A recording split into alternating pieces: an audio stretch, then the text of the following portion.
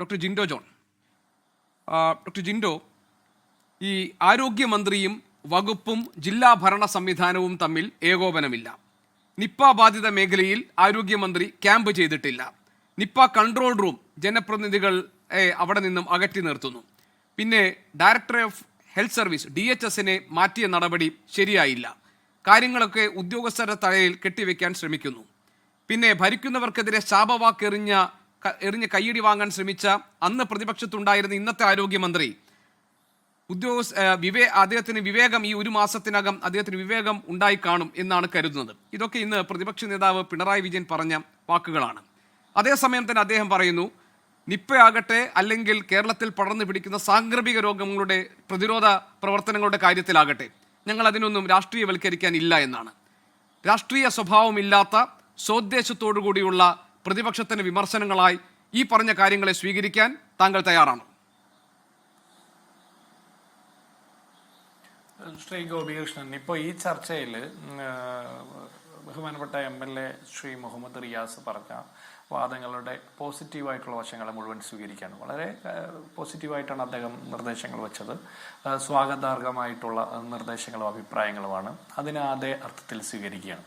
പക്ഷേ താങ്കൾ ചോദ്യത്തിൽ എന്നോട് ചോദിച്ച പ്രതിപക്ഷ നേതാവ് പിണറായി വിജയന്റെ സ്റ്റേറ്റ്മെന്റിലെ ചില ഭാഗങ്ങൾ, അതുമായി ബന്ധപ്പെട്ട് വ്യത്യസ്തമായ രാഷ്ട്രീയ അഭിപ്രായമുണ്ട്. കാരണം ഇപ്പോൾ ആരോഗ്യമന്ത്രി കോഴിക്കോട്ട് ക്യാമ്പ് ചെയ്ത് അവലോകനം നടത്തേണ്ട ഒരു സാഹചര്യം നിലവിൽ നിപ്പ വ്യാപനവുമായിട്ട് ഉണ്ടായിട്ടില്ല. ഞാനൊരു ഉദാഹരണം പറയാം.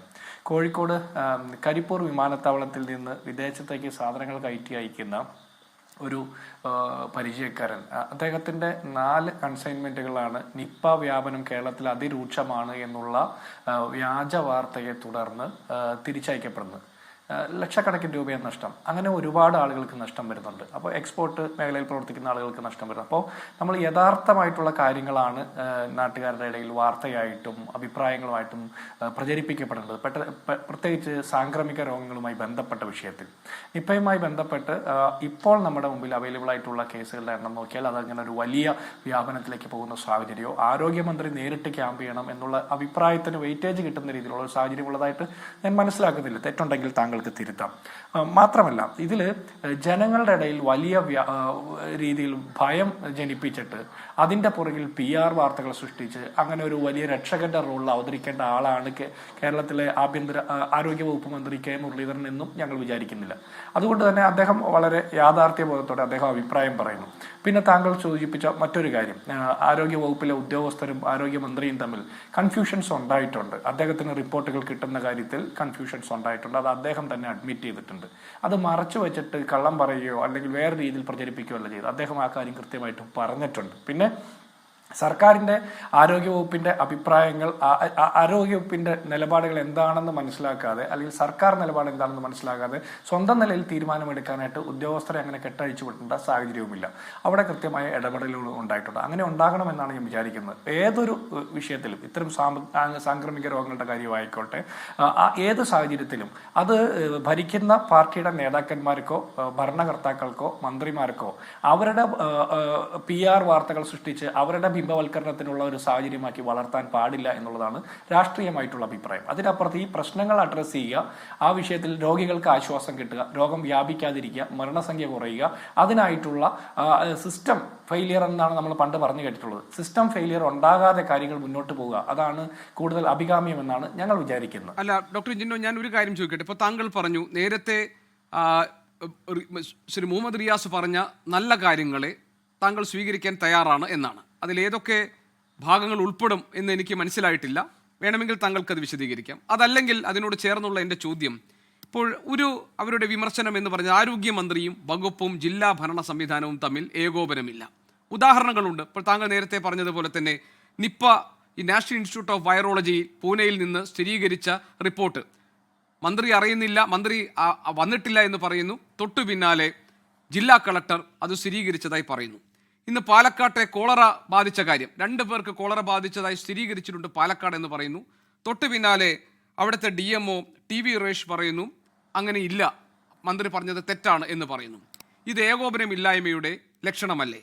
രണ്ടാമത്തെ ആരോപണം, നിപ്പ ബാധിത മേഖലകളിൽ അദ്ദേഹം ക്യാമ്പ് ചെയ്തിട്ടില്ല എന്നാണ്. പ്രതിപക്ഷം ഈ ആരോപണം ഉന്നയിക്കുമ്പോൾ പറഞ്ഞത് കഴിഞ്ഞ തവണ ഇതുപോലെ നിപ്പ പടർന്നു പിടിച്ച സമയത്ത് ആരോഗ്യമന്ത്രി ഉദ്യോഗസ്ഥരും അവിടെ ക്യാമ്പ് ചെയ്തുകൊണ്ട് അതിൻ്റെ ഏകോപനത്തിൻ്റെ ചുമതല അവിടെ നിന്നുകൊണ്ട് നിർവഹിച്ചു. അവിടുത്തെ നാട്ടുകാർക്ക് അത് വലിയ ആത്മവിശ്വാസം നൽകിയെന്നാണ്. അത് വസ്തുതയാണ്. അതിൻ്റെ അടിസ്ഥാനത്തിലാണ് ഇത് പറയുന്നത്. അങ്ങനെയാണെങ്കിൽ ഈ വിമർശനവും ശരിയല്ലേ? പിന്നെ മൂന്നാമത്, നിപ്പ കൺട്രോൾ റൂമിൽ ജനപ്രതിനിധികളെ അകറ്റി നിർത്തുന്നു എന്നതാണ്. ഇപ്പോൾ മുഹമ്മദ് റിയാസ് നമ്മുടെ മുന്നിലാണ് പറഞ്ഞത്. ആരോഗ്യമന്ത്രിയെ കണ്ട് സംസാരിച്ച ശേഷവും അദ്ദേഹം പറഞ്ഞത് ഉദ്യോഗസ്ഥർ അത് കൈകാര്യം ചെയ്യട്ടെ, മന്ത്രി അടക്കമുള്ള ജനപ്രതിനിധികൾ ആരും ഇനി അതിൻ്റെ ഭാഗമാകണ്ട എന്നത് ഈ സർക്കാരിൻ്റെ പ്രവർത്തന ശൈലിയുടെ ഭാഗമാണെന്നാണ്. അങ്ങനെയാണെങ്കിൽ ആ വിമർശനവും നിലനിൽക്കുന്നതല്ലേ? പിന്നെ DHSനെ മാറ്റിയത്, അതിന് ഇന്ന് പിണറായി വിജയൻ പറഞ്ഞത് സർക്കാരിന് സുതാര്യമായ ഒരു സംവിധാനമുണ്ട്, ആ സംവിധാനം പാലിച്ചുകൊണ്ടല്ല ഈ സ്ഥലമാറ്റം ഉണ്ടായിരിക്കുന്നത് എന്നാണ്. പക്ഷേ ആരോഗ്യമന്ത്രി പറയുന്നു തുരപ്പൻ പണി കാണിച്ചതുകൊണ്ടാണ് അവരവിടെ നിന്ന് മാറ്റിയതെന്ന്. അങ്ങനെയാണെങ്കിൽ പ്രതിപക്ഷത്തിൻ്റെ ആ വിമർശനവും നിലനിൽക്കുന്നതല്ലേ? ഇതിനെയെല്ലാം സ്വീകരിക്കാൻ ഈ ചർച്ചയിൽ താങ്കൾ ഒരുക്കമാണോ?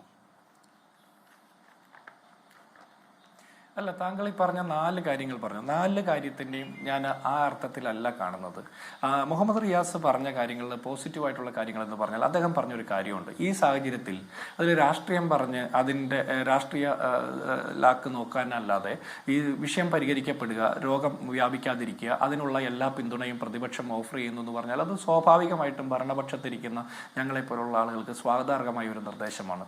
അവിടെ കൂടുതൽ പ്രശ്നങ്ങൾ ഉണ്ടാക്കാതെ പരമാവധി സഹകരിക്കുക എന്നുള്ളതൊക്കെ പറയുമ്പോൾ ഒരു കൺസ്ട്രക്റ്റീവ് പ്രതിപക്ഷത്തിന്റെ ഭാഗമായിട്ടുള്ള ഒരു അഭിപ്രായമായിട്ടാണ് കാണുന്നത്. പിന്നെ താങ്കൾ പറഞ്ഞ ഒന്നാമത്തെ കാര്യം, ആരോഗ്യ വകുപ്പും മന്ത്രിയും ഉദ്യോഗസ്ഥരും തമ്മിൽ ഏകോപനമില്ല, ജില്ലാ ഭരണകൂടവുമായിട്ട് ഏകോപനമില്ല എന്ന് അങ്ങനെ തോന്നുന്ന ഒരു സാഹചര്യം സൃഷ്ടിക്കപ്പെട്ട കാര്യത്തിൽ കൃത്യമായി ആ വിഷയം അഡ്രസ്സ് ചെയ്തുകൊണ്ട് ആരോഗ്യവകുപ്പ് മന്ത്രി കെ മുരളീധരൻ അഭിപ്രായം പറഞ്ഞിട്ടുണ്ട്.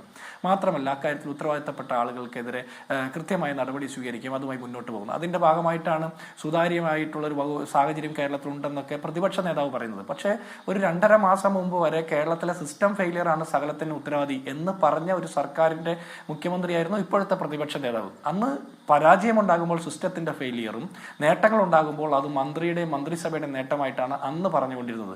ഞങ്ങൾ അങ്ങനെയല്ല ഉദ്ദേശിക്കുന്നത്. ഇത് ഒറ്റക്കെട്ടായിട്ട് മന്ത്രിയും സർക്കാർ സംവിധാനങ്ങളുടെ ഭാഗമായിട്ടുള്ള ഡോക്ടർമാരും ആരോഗ്യവകുപ്പ് ഉദ്യോഗസ്ഥരും എല്ലാവരും കൂടി ചേർന്നിട്ടുള്ള അധ്വാന ഫലമായിട്ടാണ് എല്ലാ നേട്ടങ്ങളും കൗണ്ട് ചെയ്യപ്പെടേണ്ടത് എന്നുള്ളതാണ് ഞങ്ങളുടെ അഭിപ്രായം.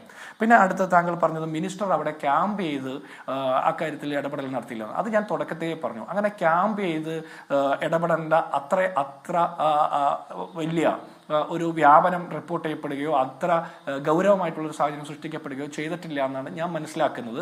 ഇത് പലപ്പോഴും ഭയാനകമായ വാർത്തകൾ സൃഷ്ടിക്കപ്പെടുകയും അത് ഷെയർ ചെയ്യപ്പെടുകയും അതിൻ്റെ പേരിൽ ഒരുപാട് പ്രയാസങ്ങളും മനുഷ്യർക്കുണ്ടാകുന്ന സാഹചര്യമുണ്ട്. അപ്പോൾ അതിനെ കുറെ കൂടി യാഥാർത്ഥ്യബോധത്തോടെ, കാൽപ്പനികവൽക്കരിക്കാതെ യാഥാർത്ഥ്യബോധത്തോടെ ഈ വിഷയത്തെ അഡ്രസ്സ് ചെയ്യണമെന്നുള്ളതാണ് അവിടെയുള്ള അഭിപ്രായം. പിന്നെ ജനപ്രതിനിധികളെ ഇതിൽ പങ്കെടുപ്പിക്കണോ വേണ്ടയോ എന്നുള്ളത് സർക്കാരിൻ്റെ നയപരമായിട്ടുള്ള അഭിപ്രായമാണ്. അക്കാര്യത്തിൽ ഞാൻ അഭിപ്രായം പറയുന്നതിൽ എനിക്ക് ചില പരിമിതികളുണ്ട്. പക്ഷെ ഒരു കാര്യം ഞാൻ പറയാം, ഇത്തരമുള്ള പാൻഡമിക്കുകളോ ഇത്തരം രോഗ സാഹചര്യങ്ങൾ സാംക്രമിക രോഗങ്ങളൊക്കെ വരുമ്പോൾ അത് ജനപ്രതിനിധികളായിട്ടുള്ള ആളുകളുടെ ഷോ ഓഫ് ചെയ്യാനുള്ളൊരു ഇടമായിട്ട് മാറ്റാതെ കൃത്യമായി അതിനെക്കുറിച്ചിട്ട് അവബോധമുള്ള ആരോഗ്യവകുപ്പ് ഉദ്യോഗസ്ഥരും ഡോക്ടർമാരും എക്സ്പേർട്സും സയന്റിസ്റ്റുകളും ഒക്കെ കൂടി ചെയ്യേണ്ട കാര്യങ്ങളാണ്.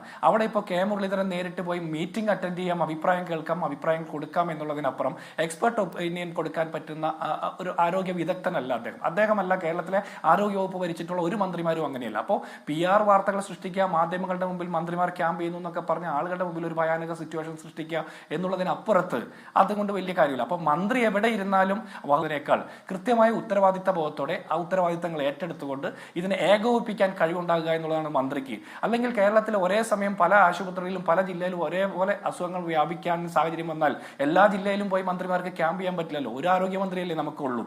അപ്പോൾ അങ്ങനെയുള്ള സാഹചര്യം കൂടി മനസ്സിലാക്കണം. മന്ത്രിമാരല്ല ഇക്കാര്യത്തിൽ, മന്ത്രിമാർക്ക് ഭരണപരമായിട്ടുള്ള നിർദ്ദേശങ്ങൾ കൊടുക്കാനും അതിൽ ഭരിക്കാനുമാണ് സാധിക്കുക, അതിനെ ഏകോപിപ്പിക്കാനാണ് സാധിക്കുക. അതിനപ്പുറത്ത് ഫീൽഡ് ചെയ്ത് ക്യാമ്പ് ചെയ്ത് പ്രവർത്തിക്കേണ്ടത് ആരോഗ്യവകുപ്പ് ഉദ്യോഗസ്ഥരും എക്സ്പേർട്ടുകളും ഡോക്ടർമാരും സയന്റിസ്റ്റുകളുമാണെന്നാണ് ഞങ്ങൾ വിചാരിക്കുന്നത്.